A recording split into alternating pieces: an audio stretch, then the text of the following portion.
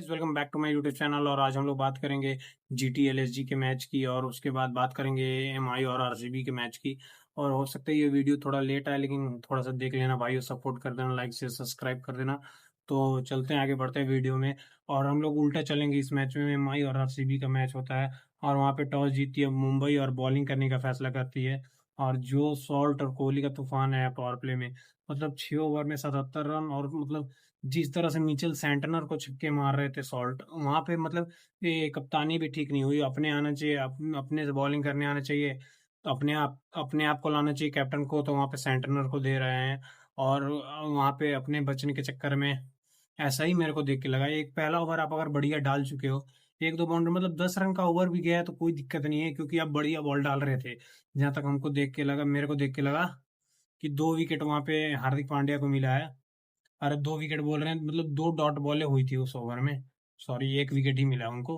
तो वहां पे एक और ओवर आप डाल सकते थे, जहाँ पे आप मिचेल सैंटनर को देते हो, वहां पे 22 रन ठोक देते हैं फिल सॉल्ट।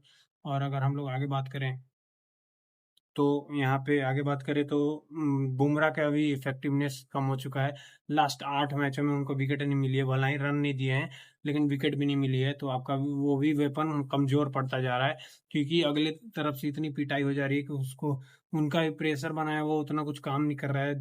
एक आधा ओवर में तो, ये पावर प्ले में तो 10 रन खा ही गए थे बुमराह। उसके बाद फिर 8 रन, और एक टीम डेविड ने भी छक्का मार ही दिया था। तो वहां पे उनका भी थोड़ा सा लग रहा है कि वेपन जो बहुत बढ़िया डालते थे, उनको भी न्यूट्रलाइज कर लिया बहुत सारी टीमों ने, कि इनको आप अटैक नहीं करोगे तो इनकी बॉलिंग बहुत एवरेज है।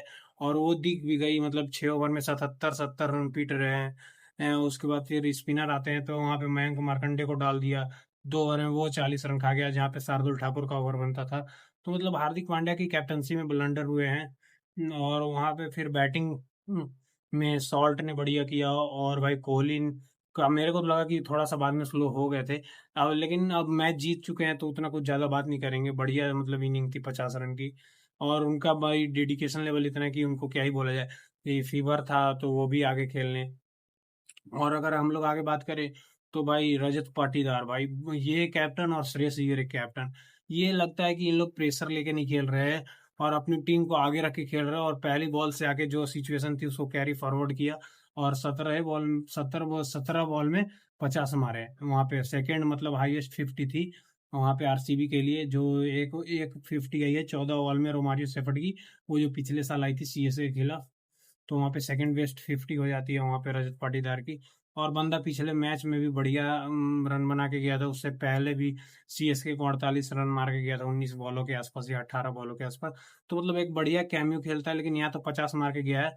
तो उसके भी मतलब बढ़िया रन हो गए हैं, और स्ट्राइक रेट भी मिडिल ओवर में ज्यादा है। से मतलब से ये सबसे ज्यादा स्ट्राइक रेट है मिडिल ओवर में, 205 के स्ट्राइक रेट। तो स्पिनर को तो भाई मयंक मार्कंडे को तो हैदराबाद के खिलाफ भी जब वो बॉलिंग कर रहा था, तो वो 4 छक्के मार दिए थे। तो वहां पे लगाने का कोई तुक नहीं बनता था, कि one of the best hitter है स्पिन का। तो वहां पे आप रजत पाटीदार के सामने मयंक मार्कंडे को नहीं डाल सकते हो। और फिर भाई टीम डेविड आके फिनिशिंग टचेस देते हैं, और जीतेश शर्मा से रन नहीं बन रहे हैं। 9 बॉल में 10 रन बनाए, तो वहां पे थोड़ा सा मेरे को लगा कि स्लो हो गई है। जहाँ पे 260-70 लग रहे थे, वो 240 ही रह गए। तो वहां पे फिर भी ये टोटल बढ़िया बना था मेरे हिसाब से। लेकिन वहां पे थोड़ा सा जीटीएस को और कंट्रीब्यूट करना चाहिए था। 9 बॉल में कम से कम 15-14 रन तो होना चाहिए था। तो 5-6 रन और होते तो वहां पे 245 होता। हालांकि जीत गए हैं, और 18 रन से ही जीते हैं। लेकिन भाई मैच बहुत पहले ही खत्म हो चुका था, अगर बढ़िया से बात की जाए। जो जो मैच देखा है, बाद में हाईलाइट देखा होगा तो उसको ज्यादा पता नहीं चलेगा। लेकिन मैच भाई 13-14 ओवर तक मैच खत्म हो चुका था। और अगर हम लोग अब बॉलिंग की बात करें, तो एक बुमराह जो 8.5 की इकोनॉमी से पिटे हैं, और मतलब मिचेल सेंटनर को भी 10 रन की इस इकोनॉमी से पड़े हैं रन। और ट्रेंट बोल्ट ने भी आखिरी ओवर बढ़िया डाला, लेकिन वहां पे भी वो भी रन खाए 4 ओवर में 50 रन।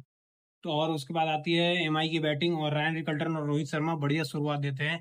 लेकिन पावर प्ले की 1 ओवर पहले एक बॉल खेल के, मतलब 5 ओवर एक गेंद होते, और उनके मतलब ये काफ इंजरी हो गई थी। अब स्कैन के लिए गए हैं, पता चलेगा कि क्या है इंजरी उनकी अपडेट। तो वो बाहर चले जाते हैं। उसके बाद फिर आते हैं सूर्य कुमार यादव, और वो भी स्लो खेलते हैं बहुत ज्यादा। और वहां पे वो और वहाँ पे ये रैन रिकल्टन भी आउट हो जाते हैं और तिलक वर्मा, मतलब ये सूर्य कुमार यादव और तिलक वर्मा पता नहीं इंडिया के लिए भी कुछ ज़्यादा कुछ नहीं किया, और फिर यहाँ पे मुंबई इंडियंस के लिए भी कुछ नहीं कर रहे हैं।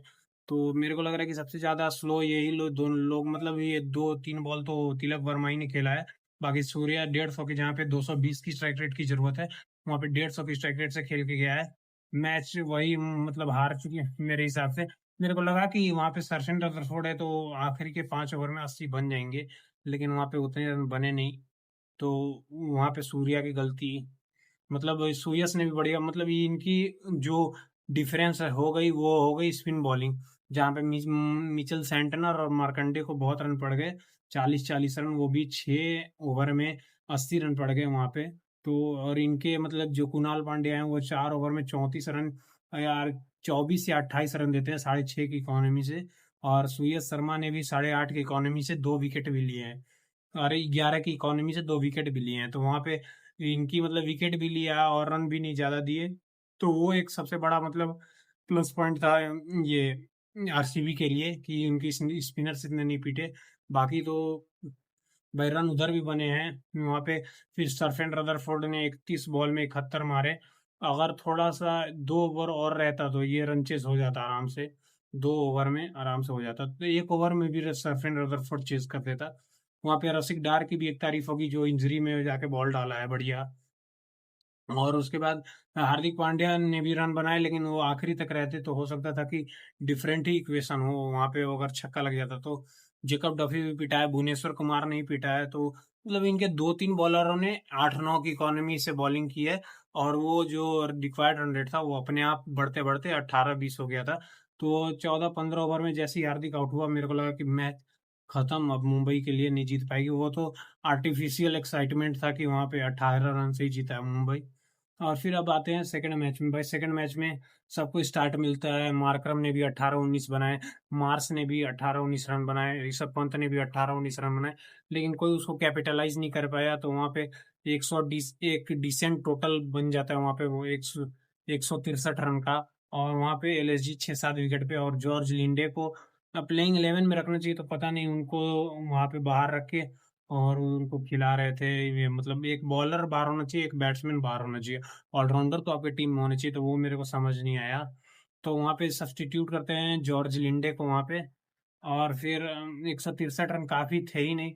और जिस तरह से टॉप 3 गुजरात का है वो तो आइडियल था कि 163 है, आराम से जाके चेज मारेंगे। 170-75 तो यहाँ पे विनिंग टोटल मेरे को लग रहा था, जिस तरह से पिच बिहेव कर रही थी और जिस तरह से लखनऊ की बॉलिंग है।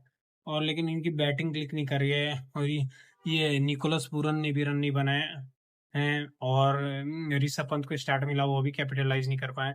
और मार्करम ने भी रन नहीं बनाए, मार्स ने भी रन नहीं बनाए हैं। तो इनकी मतलब बैटिंग चल ही नहीं रही है, नीचे से भी कोई रन नहीं बना पाया।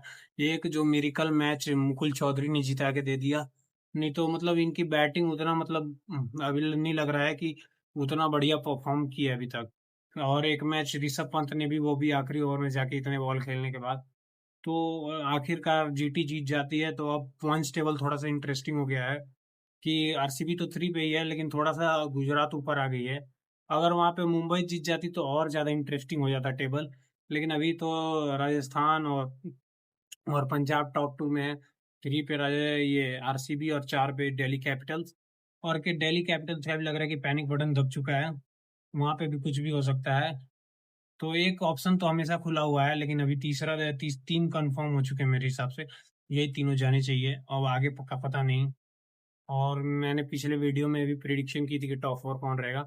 और ऑरेंज कैप में तो मैं स्टिक कर रहा हूँ भाई, भला ही रोहित शर्मा बाहर हो जाए तो वो बात अलग है। लेकिन वो पिछले मैच में भी मेरे को, अरे इस मैच में भी मेरे को लग रहा था कि वो रन बनाएगा बंदा, वो तो इंजर्ड हो गया। नहीं तो ऑरेंज कैप और पर्पल कैप के लिए मैं एकदम मतलब जो मैंने वीडियो में बोला था वही होगा। तो मिलते हैं अगली वीडियो में, कल आएगा वीडियो। तब तक के लिए थैंक यू सो मच, जय हिंद जय भारत। लाइक से सब्सक्राइब करें। Thank you.